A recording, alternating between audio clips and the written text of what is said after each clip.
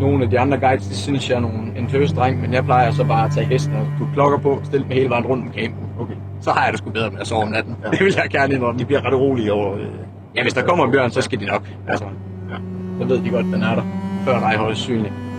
Så kom jeg derop og får taget nogle billeder, og jeg skulle lige over fat i min hest, fordi jeg kan ikke huske, hvad jeg skulle derovre. Så lige pludselig en af gutterne over mig. Frederik, der er sgu en bjørn derovre. Så jeg havde min rift til at være på hesten, taget den af, og så står jeg bare og kigger lidt på den. Den begynder sådan stille og roligt rundt om os på de der 200 meters afstand. Det var egentlig fint nok. Jeg sagde, nej, nu tænkte nu er det nok. Så begynder jeg at råbe den anden. Ja. Så stopper den lige op, begynder at kigge på os lige stille. Og så lader det sig bare som om, at den ikke har set os. Nej, det var bare ude og gå rundt. Altså, de går jo rundt, de her grizzlybjørne. Ja, det var en grizzly. Ja, det var en grizzly. Ja. Og det var tydeligt at se. Ja, 100%. Det er man ikke i tvivl om, når man kommer op. Først der på den. Altså, der var ikke rigtig noget mellem os. Hvad så råber man bare højt? Ja, så begynder man bare at råbe højt og sige, hvad end man lige kan. Ja. Ligesom gør de andre opmærksom på, at der også er en bjørn.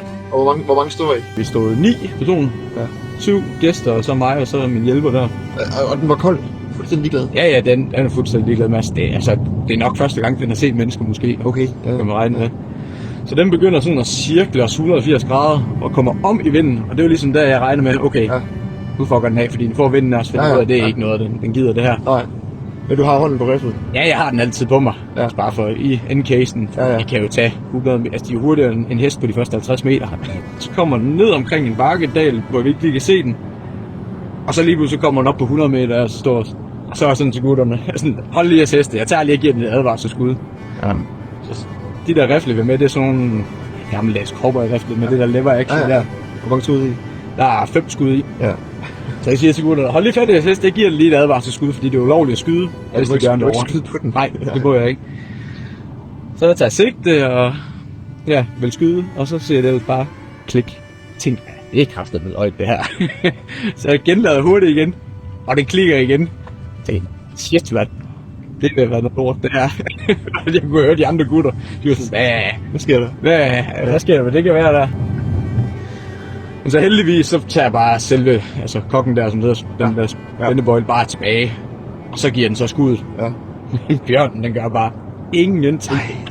Altså indser ikke. Og så den begynder at gå tættere på, og er måske på 70-80 meter, så er sådan, okay, Hvad er din puls på her? Ja, den er lidt høj, det vil jeg gerne indrømme, men er der lidt ekstra max. Shit, man. Okay. Så jeg siger til gutterne der, tag fat i jeres hest, vi har jo altid sådan en træktog i den. Ja. Vi går direkte på den. Samler en gruppe, og så går bag ved mig. Og den er på størrelse med en bil? Ja, den er okay bjørn, vil jeg sige. Så vi går direkte på den, og så kommer vi ind måske på 50 meter, og den begynder at rejse op på bagbenene, og gør til, okay. Ja. Så fik vi heldigvis jaget væk, vil jeg sige. Vi sætter os ned og får lidt frokost, og skal ned til en sø. Og på vej derned af, der ser vi den en gang mere, hvor den så igen kigger lidt på os, og heldigvis får væk igen. Så ved vi videre en halv times tid. Kommer ned til søen, og ligesom jeg kommer rundt om hjørnen, så står den bare på 40 meter altså igen. Der er sådan et perfekt billede, en af mine kammerater har taget, hvor man bare kan se mig, der sidder på hesten med riflen i hånden, kigger bagud med det største, sådan overraskelse ansigt, og sådan, for helvede, ikke igen, mand. Ja, det er sindssygt. Men så heldigvis igen, den ryger væk, og vi kommer over til søen, og drengene, det var egentlig planen, at de skulle ud og bade den, og så når lige komme ud i søen igen, så kommer de ud af busken. Igen. Og den har bare gået, efter os hele tiden mere eller mindre været nysgerrig på, hvor fanden vi var. Men de skal jo også være der. Ja, for fanden. Helt sikkert. De er jo en del af det derovre. Det er jo ligesom toppen af fødekæden.